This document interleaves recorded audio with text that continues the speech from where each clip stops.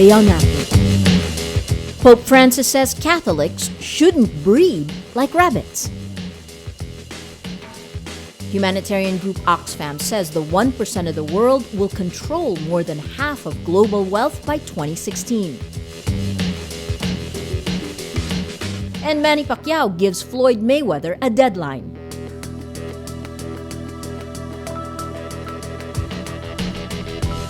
Hello, I'm Maria Ressa. This is Rappler's Wrap for the Day, a list of the most important events around the world you shouldn't miss. On his flight back to Rome from the Philippines, Pope Francis defends the Church's teaching against artificial contraception, but tells journalists Catholics don't have to breed like rabbits. He also told families gathered Saturday the key teaching of the Church is responsible parenthood. Francis last Friday warned Filipinos against what he called ideological colonization that threatens the family with efforts to, quote, redefine marriage.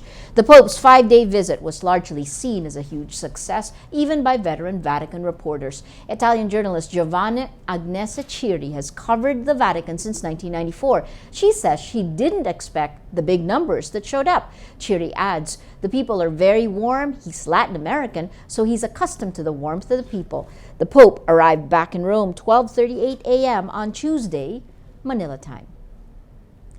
An analysis of documents released by former U.S. security consultant Edward Snowden reveals a British spy agency tapped emails of journalists from top media organizations.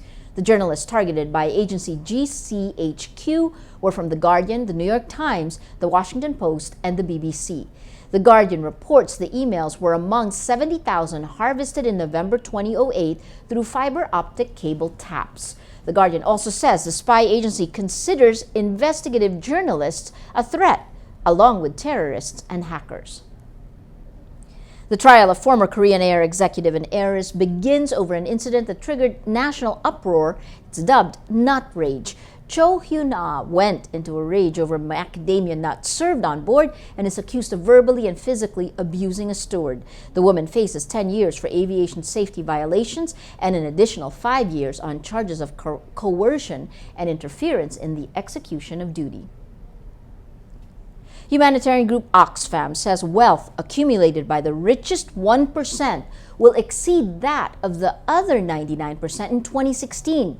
In a report presented at the World Economic Forum in Davos, Switzerland, Monday, Oxfam says the richest 1%'s share of global wealth increased from 44% in 2009 to 48% in 2014 and will be more than 50% in 2016. Oxfam called on nations to tackle tax evasion, improve public services, and introduce living minimum wages for a more equitable distribution of wealth.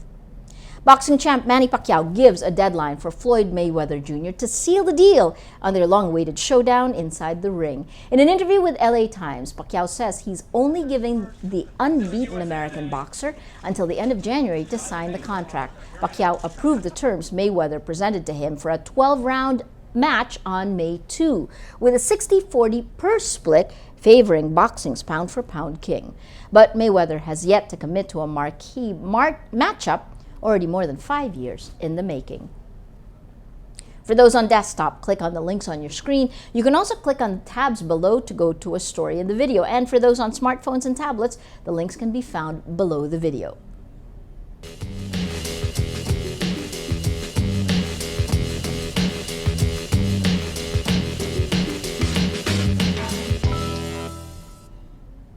Every story on Rappler has a mood meter, which gives you 8 emotions to choose from. If we look at the mood navigator in the middle of the front page, you can see the 10 stories that have affected our readers the most. The one that's gotten the most number of votes is this one.